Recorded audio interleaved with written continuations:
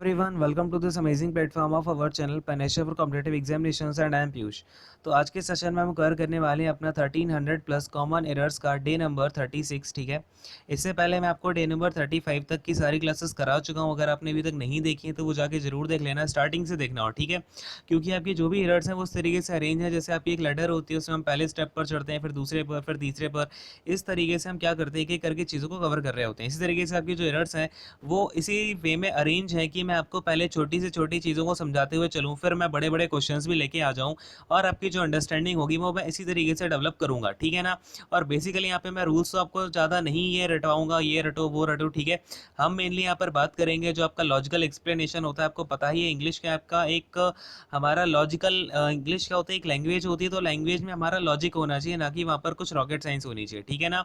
तो वही हम लॉजिकल एक्सप्लेनेशन देखेंगे और इसके अलावा मेरा जो मेन फोकस और रहेगा वो अपना पार्सिंग पर रहेगा। ठीक है ना। पार्सिंग के थ्रू हम सेंटेंसेस को करके देखेंगे। इससे होगा क्या कि जितनी भी आपकी ये दिक्कत आती है ना कि मिसलेनियस जो एरर्स होती है वो हमसे सॉल्व नहीं हो पाती, तो वो अगर आप एक बार पार्सिंग करना सीख जाओगे तो सारी की सारी प्रॉब्लम अपने आप खत्म हो जाएगी। ठीक है, क्लियर है। चलो अब सेशन को शुरू करते हैं अपने आज के सेशन को। ये देखो, अब जो भी ये एरर्स हैं ये एसएससी में अभी तक के जितने भी क्वेश्चंस आए हुए हैं वो मैंने यहाँ पर ली हुई हैं। और यहाँ तक कि जो आपका मार्च 2020 में सीजीएल का 2019 वाला टीयर 1 का एग्जामिनेशन हुआ है उसकी भी एरर्स मैं आपको यहाँ पर करवाऊंगा। तो जितनी भी अभी तक एरर आई हैं एसएससी में, डजेंट मैटर कि वो स्टेनोग्राफर की हैं, चाहे वो आपकी CGL tier 1 tier 2 CPO tier 1 tier 2 की हो, चाहे सीएचएसएल की हो, सारे की सारी एरर मैंने यहाँ पर इंक्लूड की हुई है। ठीक है ना। तो अब हम सेशन को शुरू करते हैं फटाफट से। और क्या है भाई, ये देखो, अब ये सारे एग्जामिनेशन के लिए हेल्पफुल है, ये सारी बातें आपको पता ही है। अपने हिसाब से देख लो आपका कौन सा एग्जामिनेशन है। बस ये बता दूं आपको कि जितनी भी कॉमन एरर्स वाले एग्जामिनेशन है जिसमें आपकी कॉमन एरर्स आएंगी, ठीक है ना, ग्रामर पर बेस्ड आपकी कॉमन एरर आएंगी, तो आपके लिए बहुत ज़्यादा क्रूशियल हैं ये सेशंस। क्लियर है। इसके अलावा वोकैब सेशन चल रहा है और भी आपके स्टैटिक जीके का प्रीमियम कोर्स हो गया, मैथ के कोर्सेज हो गए, तो बहुत सारे कोर्सेज चल रहे हैं। आप जाकर के एक बार चैनल की प्लेलिस्ट को चेक कर लेना, तो वहाँ पर आपको कई सारे अमेजिंग जो है सेशंस आपको मिल जाएंगे। ठीक है ना। और आपको पता ही है हमारे चैनल पर सारे के सारे जो भी सेशंस हो गए वो मोस्ट रेलेवेंट होते हैं। चैनल ये स्टार्ट करने का जो मेन मोटो है वो यही था कि आपको रेलेवेंट से जितना ज़्यादा रेलेवेंट कंटेंट हो सके वो हम प्रोवाइड करें। ठीक है, खैर शुरू करते हैं आज का सेशन। आपके सामने पहला क्वेश्चन है, देखो क्वेश्चन नंबर 459। इससे पहले 458 तक के हम क्वेश्चंस को कवर कर चुके हैं। ठीक है, अब देखो, kindly confirm by letter and telephone that you will be able to attend the interview. अब यहाँ पर क्या बोल रहा है कि आप काइंडली कंफर्म करें लेटर से और टेलीफोन से कि आप इंटरव्यू को जो इंटरव्यू है उसको अटेंड कर पाएंगे या नहीं। अब एक बात समझना, यहाँ पर पहले मैं आपको छोटी सी इन्फॉर्मेशन देता हूँ, फिर हम आगे सेंटेंस के ऊपर आते हैं। देखो, अब यहाँ पर क्या होता है, कभी भी हमारे पास में अगर रिपोर्टेड क्लॉज हो, क्या हो, रिपोर्टेड क्लॉज। अब देखो, जैसे यहाँ पर क्या बात हो रही है, kindly confirm by letter and telephone that, इसके बाद ये जो भी है आपका you will be able to attend the interview, ये अपना रिपोर्टेड क्लॉज होता है। ठीक है ना, क्लियर है, क्योंकि ये क्या बता रहा है, अपनी जो भी बात है उसके बारे में बता रहा है। तो रिपोर्टेड क्लॉज में जब भी आपके दो से दो अल्टरनेटिव हो या फिर दो से ज़्यादा अल्टरनेटिव हो, टू बोल दूँ या फिर मैं इससे मोर बोल दूँ, तो उसमें हम कौन से कंजंक्शन का यूज़ करेंगे, तो उसमें हम हमेशा वेदर का यूज़ करते हैं। कौन से कंजंक्शन का यूज़ करते हैं भाई, वेदर कंजंक्शन का यूज़ करते हैं। ठीक है ना। अब देखो यहाँ पर क्या बात हो रही है, मैंने पूछा कि क्या आप एबल हो इंटरव्यू अटेंड करने के लिए, तो यहाँ पर आपके पास दो चॉइसेस हैं कि नहीं है, या तो आप एबल हो पाओगे इंटरव्यू देने के लिए या फिर आप नॉट एबल हो पाओगे। ठीक है, तो अपने पास दो चॉइसेस आ गई। तो यहाँ पर जो कंजंक्शन का राइट यूज़ होगा वो हमारा कौन सा होगा, दैट का यूज़ नहीं करेंगे, हम वेदर का यूज़ करेंगे। ठीक है ना। यहाँ पर अब अगर मैं सेंस को देखता हूँ, क्या सेंस बन रहा है, kindly confirm by letter and telephone, आप लेटर से और टेलीफोन से कन्फर्म करें कि क्या आप जो इंटरव्यू है उसे अटेंड कर पाएंगे। ठीक है, वेदर का हम यहाँ पर इसलिए सेंस ले रहे हैं क्योंकि हमें नहीं पता, यहाँ पर आपका जो क्वेश्चन है, यहाँ पर जो आपका रिपोर्टेड स्पीच है या फिर रिपोर्टेड क्लॉज है, उसमें हमें जो पॉसिबिलिटी है वो नज़र आ रही है। यानी हम यहाँ पर पूरे तरीके से कंफर्म नहीं कि आप इंटरव्यू जो है अटेंड करोगे या नहीं करोगे, बस मैं पूछ रहा हूँ, यहाँ से आपकी पॉसिबिलिटी ले रहा हूँ कि क्या आप इंटरव्यू को ले पाओगे। ठीक है ना, अटेंड कर पाओगे। बात समझ में आ गई। अब अगर मैं इसकी पार्सिंग करना चाहूँ तो काइंडली यहाँ पर आपका क्या देखो, काइंडली क्या हो रहा है, ये आपका as a imperative word use हो रहा है। ठीक है, इसके बाद में कन्फर्म क्या है भाई, कन्फर्म हो जाएगा आपका यहाँ पर वर्ब। और अगर आप लेना चाहें तो काइंडली क्या कर रहा है, एक तरीके से कन्फर्म को क्वालिफाई कर रहा है, तो ये इसका क्या बन जाएगा, एडवर्ब बन जाएगा। ठीक है, इसके बाद बाई क्या होगा, ये बाई अपना प्रपोजिशन होगा। इसके बाद देखो प्रपोजिशन आई है तो उसका ऑब्जेक्ट चाहिए होगा, तो ये जो लेटर है ये इसका बन जाएगा पीओ। अब बात को समझना, कभी भी आपका एंड का यूज़ होता है तो मैंने क्या समझाया हुआ है कि एंड का मतलब क्या होता है, आपका दोनों साइड जो बराबर की चाहिए। अगर यहाँ पर ऑब्जेक्ट आया है तो यहाँ पर भी आपका ऑब्जेक्ट आएगा। क्लियर है? क्यों ऐसा होता है? क्योंकि ये दो चीज़ों को जोड़ के बना होता है। इसका मतलब क्या है? Kindly confirm by letter and kindly confirm by telephone. ठीक है, तो इस बाई प्रपोजिशन के दो ऑब्जेक्ट बनेंगे, एक तो लेटर हो जाएगा, दूसरा अपना जो टेलीफोन है वो भी इस प्रपोजिशन का पीओ बन जाएगा। ठीक है, इतनी सी बात क्लियर। इसके बाद में मैंने क्या किया है, दैट को हटा करके वेदर का यूज़ किया है, और ये वेदर अपना यहाँ पर क्या हो गया, कंजंक्शन हो गया। अब इसके आगे देखो, अब जो अगला वाला क्लॉज है यहाँ पर मैं देख लेता हूँ। यू क्या हो जाएगा, यू अपना सब्जेक्ट हो जाएगा। विल क्या हो जाएगा, अपना विल यहाँ पर आपकी हेल्पिंग वर्ब हो जाएगी। और बी क्या है आपका, बी बेसिकली यहाँ पर आपका पार्टिकल की तरह यूज़ हो रहा है।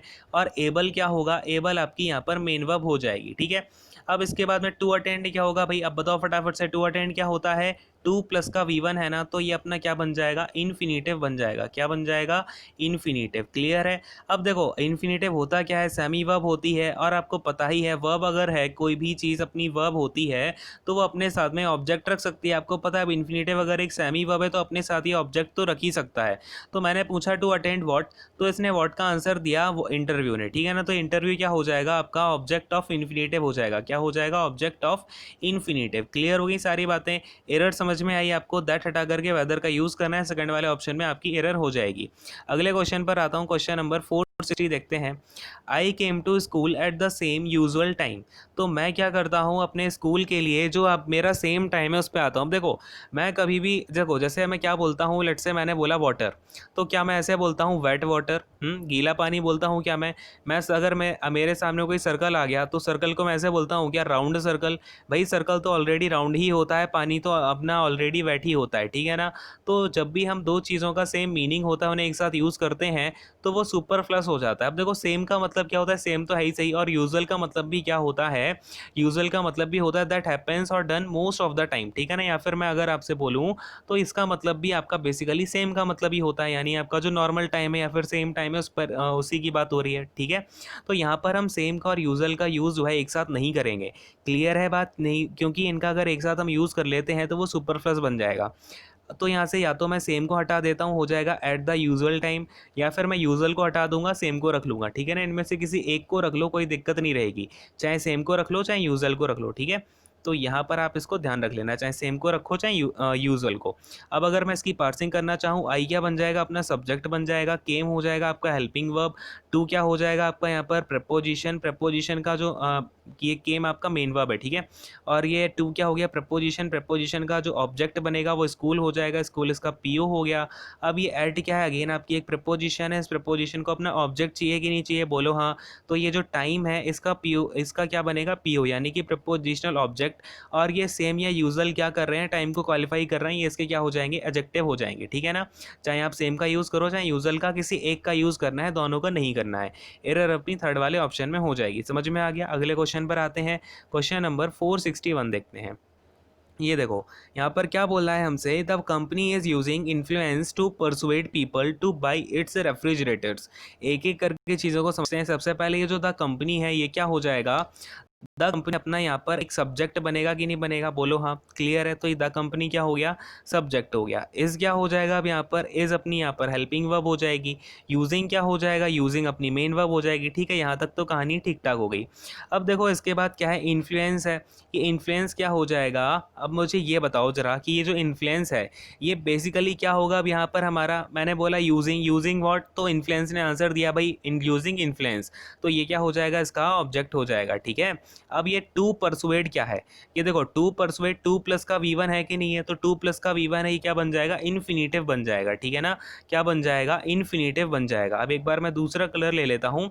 देखो ये इन्फिनेटिव बन गया। अब इन्फिनेटिव आपको पता है अपने साथ में एक ऑब्जेक्ट रख सकता है, तो ये पीपल क्या बन जाएगा ना, मैंने पूछा टू टू परसुएड व्हाट, तो या फिर मैंने पूछा टू परसुएड होम, तो वहाँ से मुझे आंसर मिला पीपल, तो ये पीपल क्या हो जाएगा, ऑब्जेक्ट ऑफ इन्फिनेटिव हो जाएगा। ठीक है ना, ये बात ध्यान रखना, मुझे इन्फिनेटिव से व्हाट या होम का आंसर देता है ये। ठीक है, ऐसा नहीं कि हमेशा आपको कुछ भी दिख जाए तो इन्फिनेटिव के बाद में उसका ऑब्जेक्ट ही आएगा, ये कंपलसरी नहीं है। इन्फिनेटिव क्या होता है, आपका एक सेमी वर्ब होता है, इसलिए इसके साथ में जो प्रॉपर्टी है वो है कि ये अपने साथ में रख सकता है, लेकिन ये जरूरी नहीं है कि अपने हर सेंटेंस में ये रखेगा ही रखेगा। इतनी सी बात समझ में आती है क्या? क्लियर है? चलो ये हो गया अपना ऑब्जेक्ट ऑफ इन्फिनेटिव। अब इसके बाद में ये टू क्या है भाई, टू इसके बाद में बाई, मैंने देखा अब ये अगेन टू प्लस का V1 हो गया, अगेन ये अपना यहाँ पर एक फिर से क्या बन गया, इन्फिनेटिव आ गया। क्या आ गया यहाँ पर हमारा, एक इन्फिनेटिव आ गया। अब मैंने इससे पूछा टू बाई वॉट, तो इसके वॉट का आंसर अगेन मुझे रेफ्रिजरेटर ने दे दिया। तो ये रेफ्रिजरेटर क्या हो जाएंगे, ये जो आपका टू बाई वाला इन्फिनेटिव है इसका ऑब्जेक्ट बन जाएगा, ठीक है ना। यानी ये क्या बन गया, टू बाई वाले जो इन्फिनेटिव है इसका ऑब्जेक्ट बन गया। अब ये इट्स क्या कर रहा है, इट्स रेफ्रिजरेटर को क्वालिफाई कर रहा है, फिर इसके ऊपर बेसिकली पोजेशन दिखा रहा है, ठीक है। तो ये क्या हो जाएगा आपका, पजेसिव एडजेक्टिव हो जाएगा। क्या हो जाएगा, पजेसिव एडजेक्टिव हो जाएगा। क्लियर है, सारी बात समझ में आ गई। तो मैंने पूरे सेंटेंस की पार्सिंग कर ली, मुझे कोई एरर यहाँ पर दिख नहीं रही है, सारी चीज़ें बिल्कुल करेक्टली यहाँ पर प्लेस हैं। तो यहाँ पर अपना क्या हो जाएगा, नो एरर वाला ऑप्शन जो है बिल्कुल राइट आंसर होगा। क्लियर है। अगले क्वेश्चन पर आते हैं, क्वेश्चन नंबर 462 देखते हैं। देखो क्या बोल रहे हैं हम यहाँ पर हमसे, the technician reminded them to have a thoroughly cleaning of the machine. यानी कि टेक्नीशियन ने क्या किया, उनको रिमाइंड कराया कि वो क्या करें, अपनी मशीन की थॉरो क्लीनिंग कराएं। अब देखो, वेट अ सेकेंड, हाँ अब देखो यहाँ पर क्या अपने पास, द टेक्नीशियन रिमाइंडेड दैम, एक एक करके यहाँ पर शुरू करता हूँ। द टेक्नीशियन क्या हो जाएगा आपका, यहाँ पर सब्जेक्ट बनेगा, द पता ही आपको डिटर्मिनर, या फिर आप में से मैं बोल दूँ एडजेक्टिव आर्टिकल हो जाएगा, ठीक है। और ये रिमाइंडेड क्या है भाई, रिमाइंडेड आपका यहाँ पर मेन वर्ब है, दैम क्या हो जाएगा, दैम आपका यहाँ पे ऑब्जेक्ट बन जाएगा। टू हैव क्या हो जाएगा भाई, टू हैव हो जाएगा आपका यहाँ पर इन्फिनेटिव। क्या हो जाएगा, इन्फिनेटिव। क्यों होगा, क्योंकि ये हैव क्या होता है, V1 होता है, और टू यहाँ पर आपका टू है ही, और ये क्या बन गया, अब अपना इन्फिनेटिव बन गया। अब मैंने पूछा टू हैव वॉट, तो ये वॉट का आंसर किसने दिया, ये क्लीनिंग ने दिया, ठीक है ना। अब ये क्लीनिंग यहाँ पर क्या है, देखो बड़ा ही प्यारा सेंटेंस है, चीज़ों का बड़ा ही बारीकी से यहाँ पर यूज़ किया गया है। ये क्लीनिंग क्या है, ये आपका जीरंड है। क्या है, ये आपका जीरंड है। क्लियर है, बात समझ में आ रही है। अच्छा, अब जीरंड का मतलब क्या है, यहाँ पर आपका बेसिकली ये V1 प्लस का ING फॉर्म है, ठीक है ना। क्या है, ये V1 प्लस का ING फॉर्म है, और अब ये क्या बन जाएगा, ऑब्जेक्ट ऑफ इन्फिनेटिव बनेगा, ठीक है। देख रहे हो कितनी प्यारे तरीके से चीज़ों का यूज़ हुआ है। ये है क्लीनिंग आपका, ये जीरंड है, और ये बना क्या हुआ है यहाँ पर, ये ऑब्जेक्ट ऑफ इन्फिनेटिव बनने का काम कर रहा है, ठीक है ना। यहाँ पर मैंने थॉरोली वर्ड को छोड़ दिया है, अभी थोड़ी देर में आता हूँ इस पर। ऑफ क्या हो जाएगा, ऑफ यहाँ पर आपका प्रपोजिशन हो जाएगा, मशीन इस प्रपोजिशन का क्या बन जाएगा, ऑब्जेक्ट हो जाएगा। क्लियर है। फिर आफ्टर अगेन अपना एक प्रपोजिशन आ गया, इस प्रपोजिशन का ऑब्जेक्ट क्या होगा, यूज़ हो जाएगा, ठीक है।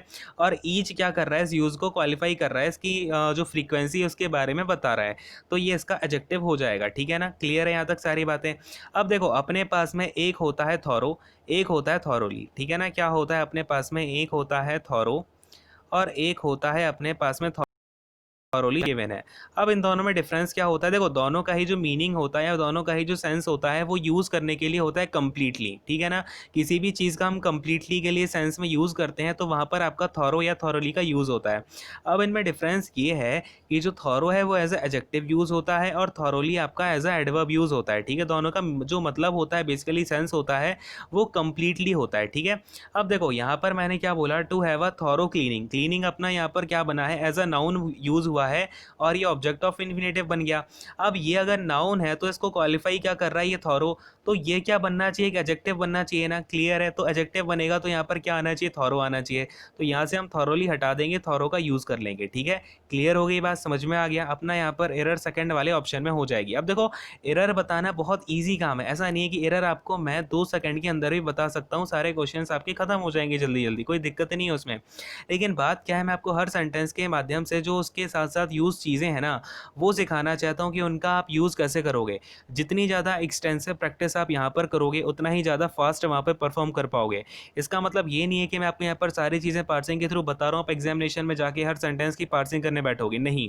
आप जितनी ज़्यादा प्रैक्टिस करोगे अभी पार्सिंग करके, उतनी ज़्यादा ईजिली आप जाके एग्जामिनेशन हॉल में चीज़ों को समझ पाओगे, ठीक है।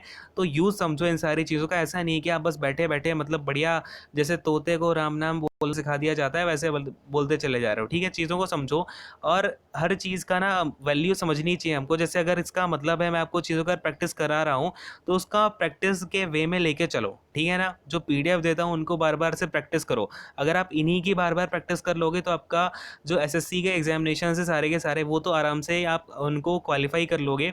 बेसिकली जब है वो है कि आप उन सारे क्वेश्चंस को अटेम्प्ट कर लोगे, ठीक है।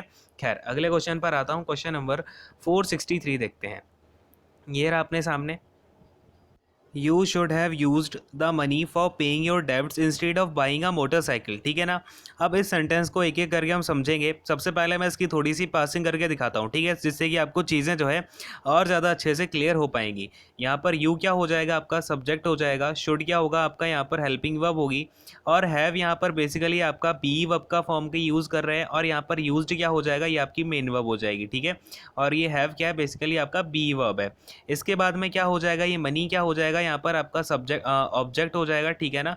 क्या बन जाएगा, सेंटेंस का ऑब्जेक्ट बन जाएगा। इसके बाद में फॉर क्या हो जाएगा, ये आपका क्या है भाई, प्रपोजिशन है। और अब अगर इस प्रपोजिशन का हमें ऑब्जेक्ट चाहिए तो मैं अगर आगे आके देखता हूँ तो बात को समझना यहाँ पे। फॉर पेइंग, ये पेइंग क्या बनेगा, इस प्रपोजिशन का ऑब्जेक्ट बनेगा, ठीक है ना। अब बात को बड़े ध्यान से देखना, यहाँ पर आपके दो कॉन्सेप्ट का यूज़ हुआ है। बहुत ही ज़्यादा अच्छा सेंटेंस है, बहुत ही बारीकी से चीज़ को इन्होंने यूज़ किया है। देखो फॉर क्या हो गया, ये फॉर अपना प्रपोजिशन हो गया। इस प्रपोजिशन का ऑब्जेक्ट क्या बना, ये पेइंग। लेकिन मैंने देखा ये पेइंग है क्या, बेसिकली ये है एक जिरंड, ठीक है ना। और अगर ये जिरंड है तो ये अपने आप में एक सेमी वर्ब होगा कि नहीं होगा, बोलो हाँ। और अगर ये सेमी वर्ब है तो ये अपने साथ में एक ऑब्जेक्ट लेने की क्षमता रखता है कि नहीं रखता है, बोलो हाँ। क्लियर है।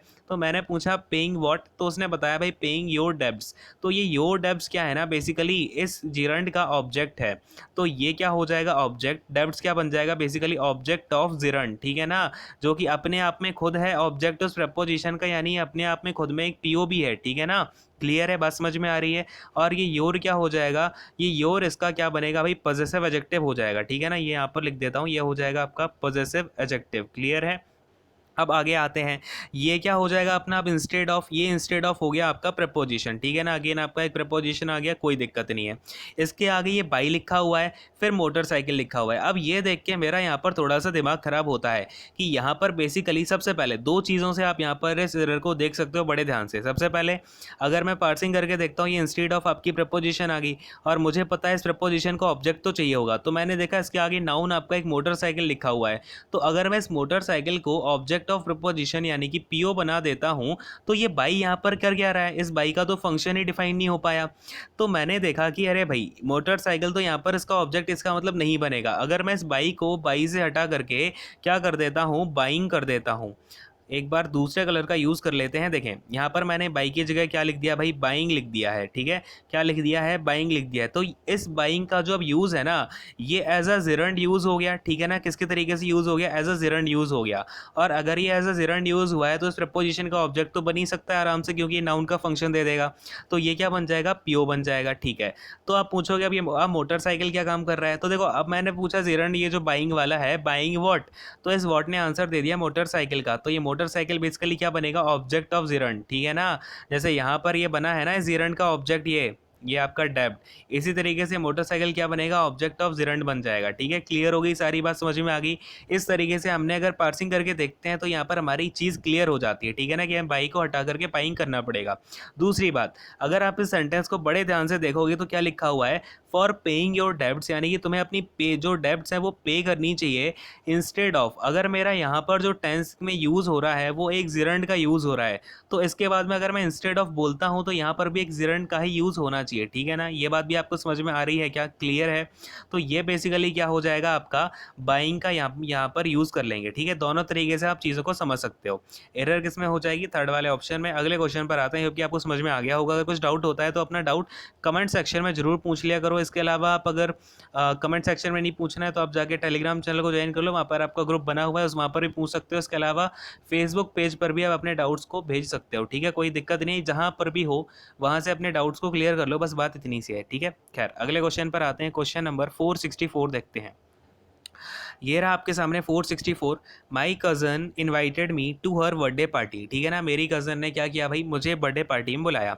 अब माई कज़न यहाँ पर बेसिकली क्या हो जाएगा, कज़न यहाँ पर सब्जेक्ट बनेगा। माई क्या कर रहा है, पोजेशन दिखा रहा है, तो ये पॉजिटिव एडजेक्टिव हो गया, कोई दिक्कत नहीं है। इन्वाइटेड आपका यहाँ पर क्या हो जाएगा, मेन वर्ब, और मी क्या हो जाएगा, ऑब्जेक्ट हो जाएगा, ठीक है।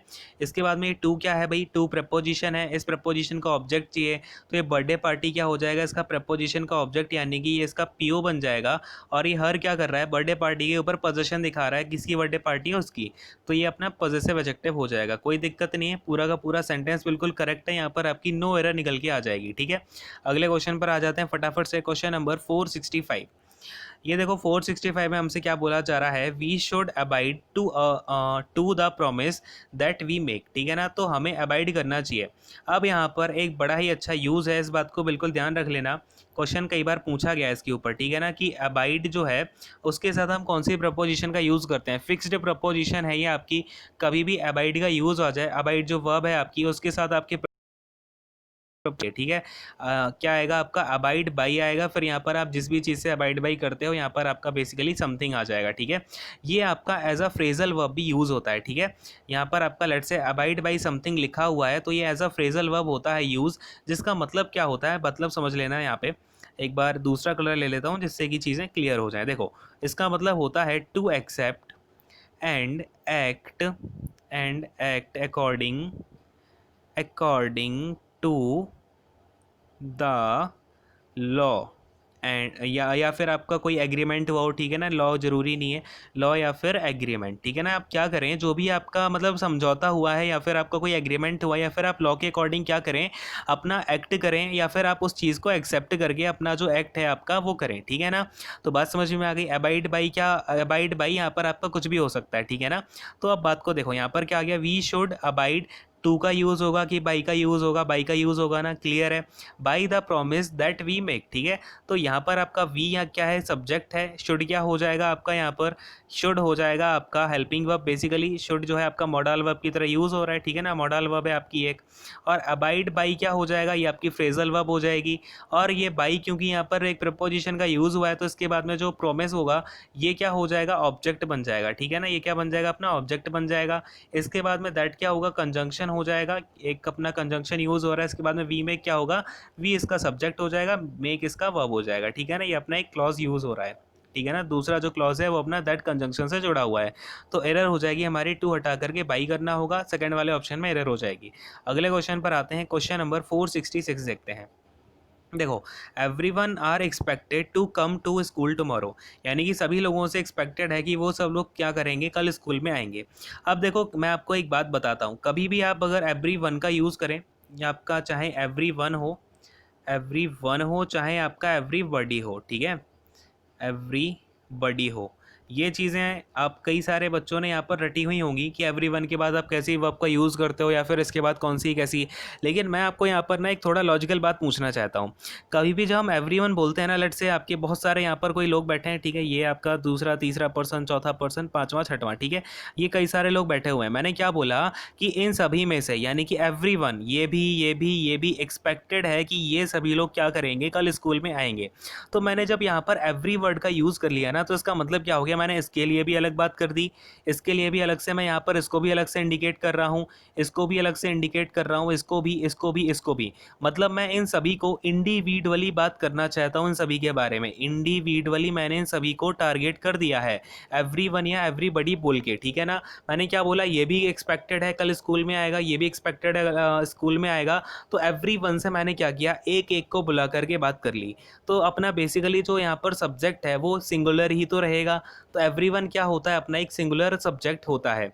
लेकिन अगर मैं यहाँ पर इसका यूज़ कर लेता हूँ ना, ऑल का, तो ऑल बेसिकली क्या करता है, इन सारे के सारे लोगों को एज अ क्लस्टर यूज़ कर लेता है, ठीक है ना। यहाँ पर मैं क्या कर रहा था, सिंगल सिंगल यूज़ कर रहा था एवरी में, लेकिन जब मैंने ऑल का यूज़ कर लिया तो ये एज अ क्लस्टर यूज़ हो जाता है, और ये बन जाता है फिर अपना प्लूरल सब्जेक्ट। अब देखो ये अगर अपना सिंगुलर सब्जेक्ट होता है तो सिंगुलर वर्ब आएगी, और अगर अपना प्लूरल सब्जेक्ट है तो प्लूरल वर्ब आएगी। देखो अब एवरीवन क्या हो गया, ये अपना सिंगुलर सब्जेक्ट हो गया, तो इसके हिसाब से सिंगुलर वर्ब आनी चाहिए।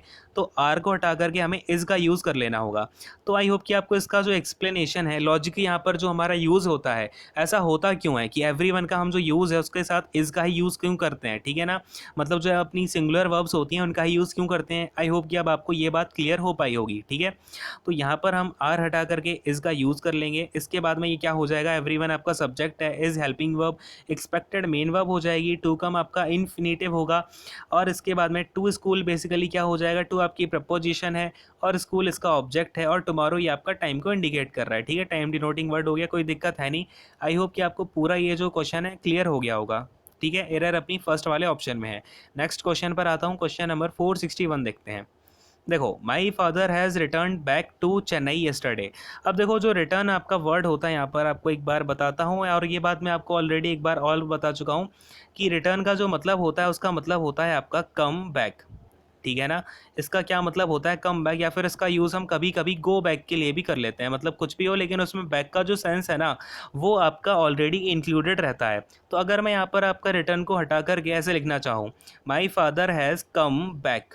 ठीक है, माई फादर हैज़ कम बैक, और इसके आगे आपका फिर से एक बैक लिखा हुआ है, दो बैक हो जाएंगे। अब ये क्या हो गया भाई, बैक बैक का क्या मतलब है, ये तो एग्जेगरेशन हो गया, मतलब सुपरफ्लस हो गया, और हम सुपरफ्लस चीज़ का यूज़ करते नहीं है, तो यहाँ पे हमें एक बैक हटाना पड़ेगा, मतलब कि इस बैक को मुझे हटाना पड़ेगा, ये आपका सुपरफ्लस हो रहा है। क्लियर हुई बात।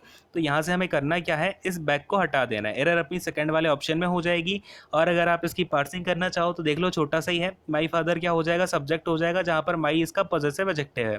हैज़ क्या हो जाएगा, आपकी हेल्पिंग वर्ब हो जाएगी, रिटर्न आपका मेन वर्ब हो जाएगा, और इसके बाद में टू प्रपोजिशन है, चेन्नई इस प्रपोजिशन का पीओ बनेगा, और यस्टरडे आपके टाइम को डिनोट कर रहा है। क्लियर है, बात समझ में आ गई। अगले क्वेश्चन पर आते हैं, क्वेश्चन नंबर 468 देखेंगे।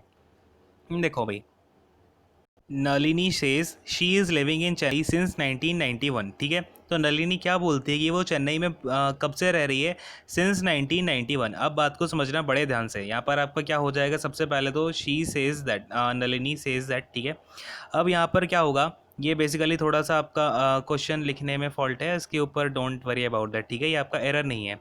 खैर, अब देखो यहाँ पर बात क्या हो रही है, मैं आपको सबसे पहले टाइमलाइन बना के दिखाता हूँ। कभी भी आपका लेट से ये आपका प्रेजेंट का टाइम चल रहा है। ठीक है, ये क्या चल रहा है, आज का प्रेजेंट का टाइम चल रहा है।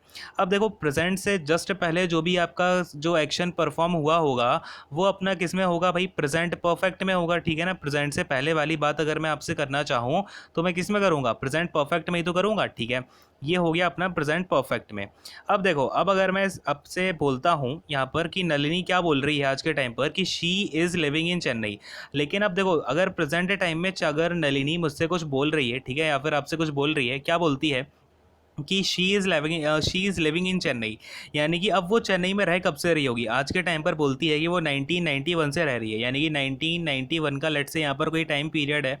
अब यहाँ से अगर वो रहना स्टार्ट करती है, और उसका मतलब है यहाँ पर लिविंग का, कि वो 1991 में उसने रहना स्टार्ट किया और वो अभी तक यहाँ पर रह रही है, यानी कि उसने 1991 में स्टार्ट किया और आज के टाइम पर भी वहीं पर रहती है, और आगे हो सकता है आगे भी रहेगी नहीं रहेगी, वो हमारा कोई कंसर्न है नहीं। अब बात को समझना, अब अगर ये टेंस अपना पास्ट में जो प्रेजेंट है उसका पास्ट होगा। अब बात को समझना थोड़े ध्यान से, प्रेजेंट का जब भी हम प्रेजेंट से पीछे वाले इवेंट की बात करते हैं तो वो अपना किस में जाता है, परफेक्ट में जाता है। ऐसे अगर मैं आपका कोई पास्ट के बारे में बात कर रहा होता, लेट्स से मैं पास्ट के पॉइंट ऑफ टाइम पर बात कर रहा होता और उसके कोई पीछे की बात करता, तो वो अपना पास्ट परफेक्ट में आता। ठीक है, तो कभी भी आपका कोई भी टेंस हो, उसके पहले कोई भी आपका इवेंट हो रहा होता है तो वो अपना परफेक्ट में आता है। क्लियर है इतनी सी बात। अब ये इवेंट जो है अपना परफेक्ट में स्टार्ट होता है और वो अभी भी कंटिन्यू है, यानी कि ये वो कौन सा टेंस होगा, अपना प्रेजेंट में बात हो रही है, फिर परफेक्ट से स्टार्ट हुआ है और अभी भी कॉन्टीन्यूस है। इट मीन अपना क्या हो जाएगा, यहाँ पर जो टेंस यूज़ होगा प्रेजेंट परफेक्ट कॉन्टीन्यूस टेंस का हम यहाँ पर यूज़ करेंगे। क्लियर है, कौन से टेंस का यूज़ करेंगे, प्रेजेंट परफेक्ट कॉन्टीन्यूस। क्लियर हुआ। कभी भी आपको कोई भी दिक्कत आती है सेंटेंसेस में, तुरंत से टाइमलाइन बना के देख लो, समझ लो चीज़ों को। ठीक है ना, यहाँ पे कोई रट्टा मारने वाली बात होती ही नहीं है। ठीक है, अब देखो, अगर मुझे यहाँ पर पास्ट परफेक्ट कॉन्टीन्यूस टेंस का यूज़ करना है तो यहाँ पर मैं क्या करूँगा, शी इज़ को हटा करके किसका यूज़ करूँगा भाई, बोलो फटाफट से, शी हैज़ बीन लिविंग। ठीक है ना, क्या बोलूँगा, शी हैज़ बीन लिविंग। ये क्या होता है, अपना परफेक्ट कॉन्टीन्यूस को लिखने का तरीका होता है। ठीक है, एक बार फटाफट से इसकी पार्सिंग और कर देता हूँ, ये सारी चीज़ें हटा रहा हूँ, नोट डाउन करना हुआ करे तो फटाफट से आप पॉज करके कर लिया करो। देखो, अब यहाँ पर मैंने किया क्या है, इसको हटा करके हैज़ बीन का यूज़ कर लिया है। ठीक है, हैज़ बीन हो गया। अब एक एक करके पार्सिंग कर लेते हैं। ये नलिनी क्या हो जाएगा, यहाँ पर आपका सब्जेक्ट हो जाएगा, सेज क्या हो जाएगा, बेसिकली इसका आपका वर्ब बनेगी है। ठीक है, इसके बाद में अपना क्या होगा, यहाँ पर दैट होगा। ठीक है, वो आपका अंडरस्टूड है ही सही। इसके बाद में आपका शी क्या हो जाएगा, सब्जेक्ट हो जाएगा, और ये हैज़ क्या हो जाएगा, हेल्पिंग वर्ब। बी क्या है, बीन क्या है, आपका पार्टिकल है। ठीक है, ये क्या हो जाएगा, पार्टिकल हो जाएगा। लिविंग अपनी यहाँ पर मेन वर्ब हो जाएगी। ठीक है, इसके बाद में इन क्या होगा, इन अपना प्रपोजिशन है, तो इस प्रपोजिशन का ऑब्जेक्ट क्या बनेगा, ये चेन्नई बन जाएगा। तो चेन्नई क्या हो गया, अपना ये पीओ बन गया। ठीक है, और ये सिंस क्या हो गया, सिंस अपनी अगेन प्रपोजिशन आ गई। अब देखो सिंस प्रपोजिशन का यूज़ हमेशा हम किसके लिए करते हैं, पॉइंट ऑफ टाइम के लिए करते हैं। किसके लिए करते हैं, पॉइंट ऑफ टाइम के लिए। तो 1991 बिल्कुल एक पॉइंट ऑफ टाइम है, कोई दिक्कत यहाँ पर है नहीं।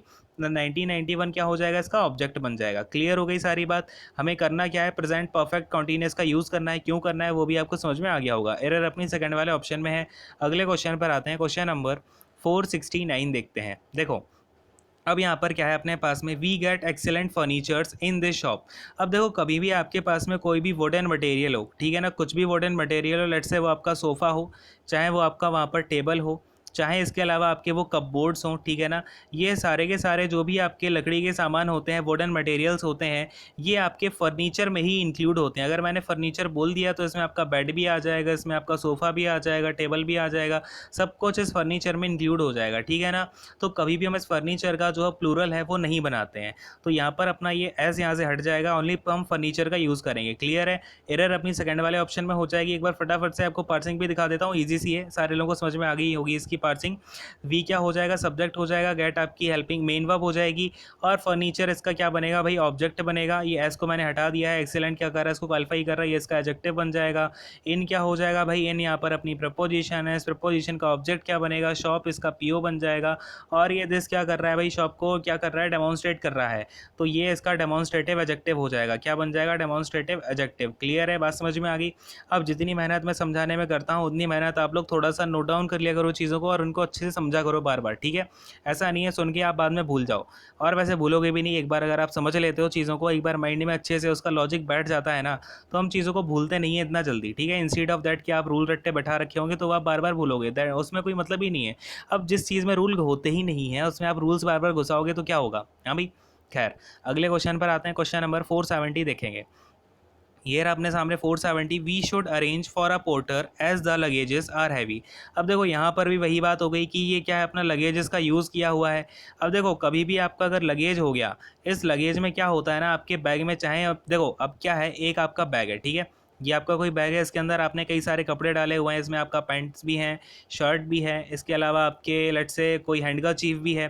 तो ये कई सारा सामान इसमें पड़ा हुआ है। ये आपका पूरा का पूरा क्या होगा ना, जितना भी सामान आप ट्रैवल करते टाइम अपने साथ ले जा रहे हो, ठीक है, उसमें जितना भी सामान होगा वो सारा का सारा क्या कहलाएगा, आपका लगेज में ही आता है। ये पूरा का पूरा सामान ही इंक्लूड है आपका लगेज में, तो इसका जो प्लूरल है वो बनता ही नहीं है, ठीक है। तो यहाँ पर हम लगेज का यूज़ तो करेंगे नहीं, बिल्कुल भी, ओनली लगेज का यूज़ करेंगे। क्लियर है, इतनी सी बात समझ में आ गई। अब देखो क्या हो जाएगा यहाँ पर, अगर मैं पार्सिंग करना चाहूँ एक एक करके, वी अपना यहाँ पर क्या बनेगा, सब्जेक्ट बनेगा, शुड क्या हो जाएगा, मॉडल वर्ब हो जाएगी, अरेंज यहाँ पर आपकी मेन वर्ब हो जाएगी, फॉर क्या है भाई, प्रपोजिशन है, और ये पोर्टर क्या होगा, इस प्रपोजिशन का पीओ बन जाएगा। एज क्या हो जाएगा, एज अगेन अपना यहाँ पर प्रपोजिशन है, और इस प्रपोजिशन का ऑब्जेक्ट क्या बनेगा भाई, ऑब्जेक्ट बन जाएगा इसका लगेज, ठीक है ना। इस प्रपोजिशन का ऑब्जेक्ट क्या बनेगा भाई, लगेज, इस प्रपोजिशन का ऑब्जेक्ट बन जाएगा। अच्छा वेट अ सेकंड, ये अपना जो एज है, ये एज अ प्रपोजिशन यूज़ नहीं हो रहा है, ये अपना एज अ कंजंक्शन यूज़ हो रहा है, ठीक है ना। ये बात आप थोड़ी ध्यान रखना। यहाँ पर हमने इस एज का यूज़ किसकी तरीके से किया, एज अ कंजंक्शन इसका यूज़ हुआ है, ठीक है। तो इन यूजेस को लेके हमें बहुत ही ज़्यादा सतर्कता बरतनी होगी, ठीक है। अब ये लगेजेस क्या है, इसका ऑब्जेक्ट तो नहीं बनेगा क्योंकि ये कंजंक्शन है, तो ये क्या बनेगा, अपना सब्जेक्ट बनेगा बेसिकली लगेज। और इसके बाद अब देखो लगेज क्या अपना सिंगुलर है, तो इसके साथ जो आपकी वर्ब आएगी वो भी अपनी कैसी आएगी, सिंगुलर आएगी। तो हम यहाँ पर किसका यूज़ करेंगे, इज़ का यूज़ कर लेंगे, ठीक है। अब ये कैसे हैं, हैवी हैं। अब देखो ये इज़ है, इज़ अपनी बेसिकली होती क्या, हेल्पिंग वर्ब होती है, लेकिन इस सेंटेंस में ये मेन वर्ब का काम कर रही है, तो ये क्या हो जाएगी, लिंकिंग वर्ब हो जाएगी। और जब जब लिंकिंग वर्ब आती है तब तब उसके बाद क्या आता है, सब्जेक्टिव कॉम्प्लीमेंट। तो ये हैवी क्या कर रहा है, इस लगेज के बारे में बता रहा है, तो ये हैवी क्या हो जाएगा, अपना सब्जेक्टिव कॉम्प्लीमेंट यानी कि एससी हो जाएगा। क्लियर है, बात समझ में आ गई सारे लोगों को। अपनी एरर कहाँ पर आएगी, एरर अपने थर्ड वाले ऑप्शन में आएगी। बहुत ही ईजी सा था ये, देख के आपको देखो हो सकता है कि आपने ऐसे ही पढ़ा हो, कई सारे लोगों ने आपको पढ़ाया भी हो, तो ऐसे पढ़ाया हो कि बस ये यहाँ पर आपको छोटी सी एरर बता दी, इसके बाद अगले क्वेश्चन पे आ जाओ। लेकिन मेरा जो मेन मोटो है वो आपको पता ही है, मैं आपको सारी चीज़ें सिखा के ही छोड़ूंगा। अगर आप ये लेक्चर आपने खोल के देखा है तो उसका मतलब यही है कि आप सीखना चाहते हो अच्छे से चीज़ों को। तो मेरा बस मेन मोटो ये है कि मैं आपको जितनी भी चीज़ें सिखाऊँ, आपने देखा होगा अभी तक मैंने आपको 470 सेंटेंसेस करवा दिए। एक भी सेंटेंस ऐसा नहीं है जिसका मैंने आपको पूरा का पूरा जो उसका मैंने ब्रेक करके ना दिखाया हो, खोल के ना दिखाया, फिर उसकी पार्सिंग करके ना दिखाई हो, ठीक है। हर सेंटेंस का मैंने लॉजिक दिया है, पार्सिंग दिया है, तो आई होप कि आपको हर चीज़ यहाँ पर समझ में आई होगी और उनका आप यूज़ भी करो, ठीक है ना। आपको आई होप कि आप चेंजमेंट देखने को मिल रहा होगा, और कमेंट सेक्शन में बताओ कि आपको कैसा क्या ये लेक्चर लगा है। खैर, सेशन को यहीं पे एंड करूँगा। Thank you so much, god bless you all, take care, bye bye. और सेशन को अगर अभी तक आपने सब्सक्राइब नहीं किया तो कर देना, और इसके अलावा लाइक कर देना, ठीक है। तो ये सारी चीज़ें कर दिया करो। खैर, यहीं पर सेशन को एंड करता हूँ। Bye bye.